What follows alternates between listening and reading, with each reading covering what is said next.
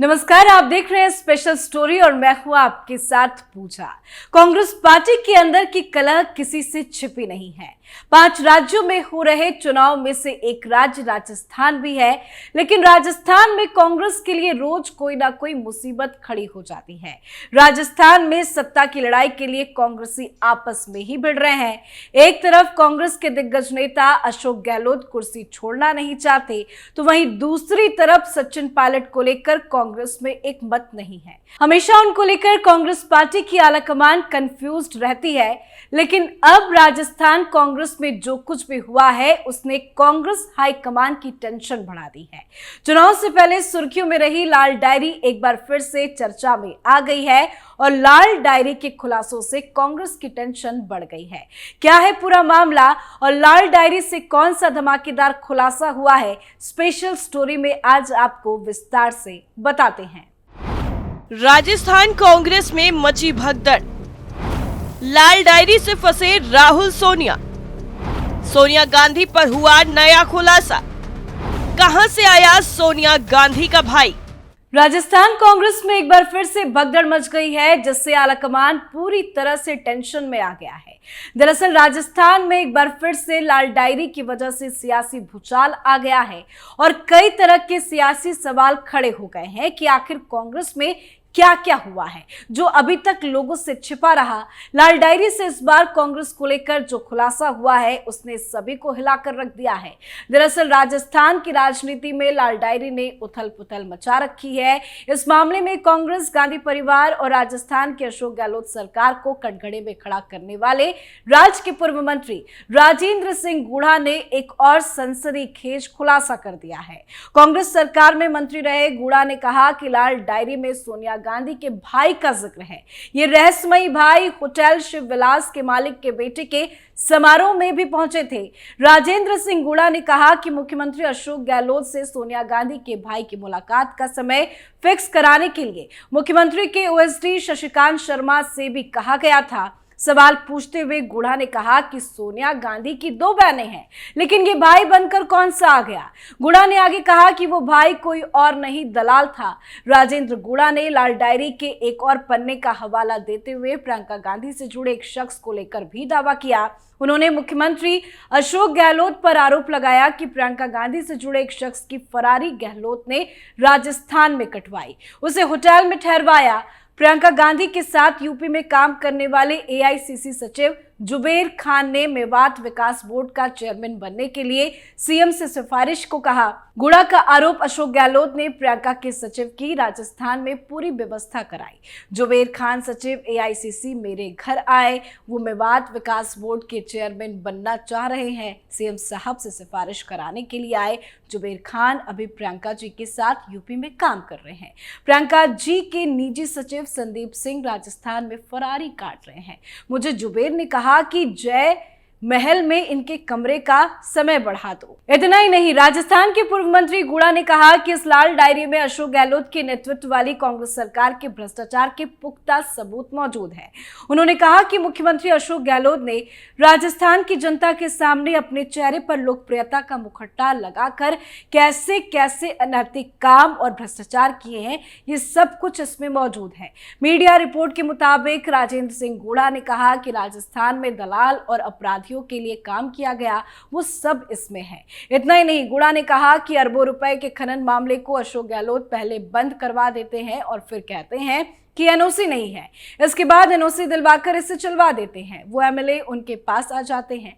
शिवसेना के टिकट पर चुनाव लड़ रहे राजेंद्र सिंह गुढ़ा ने आगे कहा कि राज्यसभा में वोट देने से पहले किसी को प्रताड़ित किया जाता है तो वो वोट देने के बाद किसी को पुरस्कार दिया जाता है। मुख्यमंत्री के 2 चेहरे हैं, एक पब्लिक में दिखता है और एक अंदर काम करता है। उन्होंने कहा कि वो अशोक गहलोत का असली चेहरा जनता को दिखाना चाहते हैं। यानी लाल डायरी की वजह से राजस्थान में सीएम अशोक गहलोत की मुश्किलें बढ़ सकती है और इसका खामियाजा उन्हें चुनाव में चुकाना पड़ सकता है। इससे पहले 14 नवंबर को राजेंद्र सिंह गुड़ा ने लाल डायरी के 4 पन्ने जारी किए थे। इसके एक पन्ने में उन्होंने अशोक गहलोत के बेटे वैभव गहलोत के एक फोन का जिक्र किया था। इस फोन कॉल में वैभव गहलोत ने कहा था कि पापा सरकार रिपीट नहीं कर पाएंगे, ये लिखकर दे देता हूं। इस पन्ने पर लिखा है कि वैभव गहलोत का फोन आया कि पापा इसलिए वापस सरकार नहीं बना पाते हैं, हर बार इस बार भी मैं इसलिए लिख के दे सकता हूं। सरकार बुरी तरह हारेगी, इसका कारण वो स्वयं है। अधिकारियों से घिर जाते हैं, उन्हें राजनीतिक व्यक्ति बहुत बुरा लगने लग जाता है। वैभव जी के कहने पर सवाई माधोपुर में एक स्वीपर का भी ट्रांसफर नहीं किया गया। पन्ने पर आगे लिखा होने की बात करते हुए उन्होंने कहा कि जिला के अधिकारियों में मेरा बहुत गलत मैसेज गया है। दानिश के सीएम साहब के भारी खिलाफ होते हुए भी उसके कहने पर मेरी बेइज्जती की। तब मैंने वैभव जी की तरफ से भेजे व्हाट्सएप मैसेज सीएम साहब के ओएसडी शशिकांत को भेजकर कहा कि सीएम साहब को कहना वैभव जी बहुत नाराज हैं। इतना ही नहीं, ये लाल डायरी का जिंद उस वक्त निकला था। राजेंद्र गुड़ा राजस्थान विधानसभा में लाल डायरी लेकर पहुंचे थे और उन्होंने मुख्यमंत्री अशोक गहलोत पर गंभीर आरोप भी लगाए थे और इस मौके को बीजेपी ने बखूबी लपक लिया और राजस्थान में अशोक गहलोत पर जमकर निशाना भी साधा। जेपी नड्डा ने साधा निशाना। राजस्थान की राजनीति में लाल डायरी का जिक्र होने के बाद बीजेपी के बड़े बड़े नेताओं ने कांग्रेस सरकार पर निशाना साधा। जेपी नड्डा ने कांग्रेस नेताओं पर खराब कानून व्यवस्था से लेकर भ्रष्टाचार के आरोप लगाए। इसके साथ ही उन्होंने कहा कि राजस्थान की लाल डायरी के मसले पर बेशर्मी से कांग्रेस के नेता बयान दे रहे हैं। जेपी नड्डा ने कहा कि भ्रष्टाचार की बात करें तो राजस्थान की जनता के दिमाग में लाल डायरी तरोताजा है। कांग्रेस के नेता लाल डायरी पर बेशर्मी से बयान देते हैं, जो बताता है कि कांग्रेस कितनी उदासीन हो चुकी है। उन्होंने यूएसडी मंत्री शांति धारीवाल पर भी हमला बोला। उन्होंने कहा कि दुख के साथ कहना पड़ रहा है कि राजस्थान महिला उत्पीड़न में सबसे आगे खड़ा है, लेकिन यहाँ के स्थानीय नेता कहते हैं कि ये मर्दों का प्रदेश है, इसलिए दुष्कर्म स्वाभाविक है। ये बताता है कि पार्टी महिलाओं के प्रति किस तरह का भावना रखती है। ऐसी पार्टी को और ऐसे नेता को कोटा की जनता मजा चखाएगी, उन्हें सत्ता से हटाएगी और बीजेपी हड़ौती में 17 की 17 सीटें जीतेगी। जेपी नड्डा के इस बयान के बाद कांग्रेस में हड़कंप मच गया है। कांग्रेस की लाल डायरी पर सफाई। तो एक तरफ विपक्षी पार्टी बीजेपी ने अशोक गहलोत और कांग्रेस सरकार पर जमकर हल्ला बोला, तो वहीं दूसरी तरफ राजस्थान के मुख्यमंत्री अशोक गहलोत ने आरोप लगाया कि कथित लाल डायरी का षड्यंत्र भारतीय जनता पार्टी के नेताओं ने राजस्थान के एक तत्कालीन मंत्री के साथ मिलकर रचा था। इसके साथ ही गहलोत ने कहा कि उन्हें इसकी चिंता नहीं है, बल्कि उनका उद्देश्य राज्य में कांग्रेस की सरकार दोबारा बनवाना है। अशोक गहलोत सरकार के मंत्रिमंडल से बर्खास्त किए गए राजेंद्र गुड़ा आरोप लगाते हैं कि इस लाल डायरी में गहलोत और बाकी नेताओं के अवैध लेन देन का ब्यौरा दर्ज है। डायरी के कुछ पन्नों की कथित तस्वीर हाल ही में सोशल मीडिया पर आई थी। इस बारे में पूछे जाने पर गहलोत ने एक बार फिर केंद्र की भाजपा सरकार पर निशाना साधा। उन्होंने पार्टी के वॉर रूम में मीडिया से बात करते हुए कहा कि वैसे तो पता नहीं कि लाल डायरी और काली डायरी कौन सी है, पर मुझे ऐसा लगता है कि ये सब केंद्र सरकार के गृह मंत्रालय के अंदर रचे गए षड्यंत्र के तहत हुआ। वहां पर डायरी को लाल डायरी नाम दिया गया। दरअसल उस वक्त पीएम मोदी की सीकर में रैली होने वाली थी।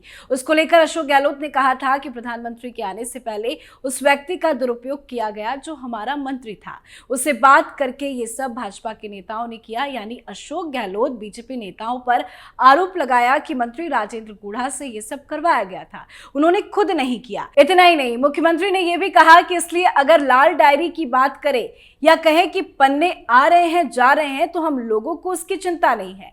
हमारा एक ही उद्देश्य है कि कांग्रेस की सरकार दोबारा बने। हमने अच्छा काम किया, अच्छा प्रशासन दिया, जिससे हमें यकीन है कि आम जनता हमारे कामों पर ठप्पा लगाएगी। अशोक गहलोत अपनी सरकार को बचाने की सारी कोशिशें करते रहे, लेकिन ऐन वक्त पर फिर से लाल डायरी ने कांग्रेस का खेल बिगाड़ दिया और सोनिया गांधी पर कई तरह के सवाल खड़े कर दिए। आज की हमारी स्पेशल स्टोरी में फिलहाल इतना ही। कल एक बार फिर किसी और खबरों के साथ हाजिर होंगे। देखते रहिए कैपिटल टीवी। नमस्कार।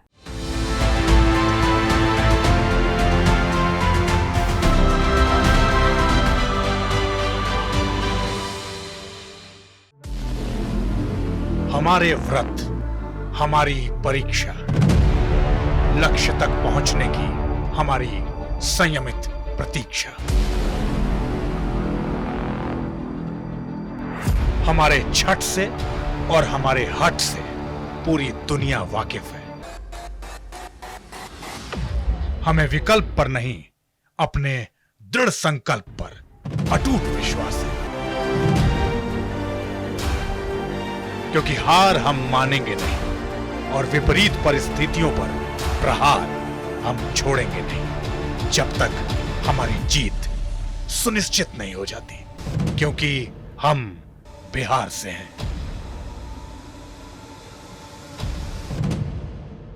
कैपिटल टीवी पर मैं अमित प्रकाश लेकर आ रहा हूं बिहार पर एक ब्रांड न्यू स्पेशल शो, हम बिहार से हैं।